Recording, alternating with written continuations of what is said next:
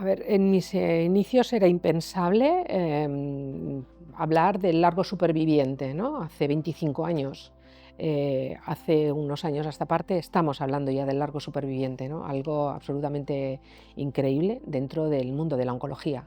Entonces, eh, ¿por qué estamos hablando del largo superviviente? Pues por los logros que se han conseguido en investigación y en oncología. Entonces, Bio tiene que seguir creciendo porque es absolutamente necesario para no solo hablar del largo superviviente, es decir, esto tiene que pasar a ser una enfermedad crónica, eso esperemos todos, que sea una enfermedad crónica y que con fármacos que podamos tomar en casa, pues que sepamos que no tenemos, ¿no?, ese riesgo que sigue habiendo en algunos tumores.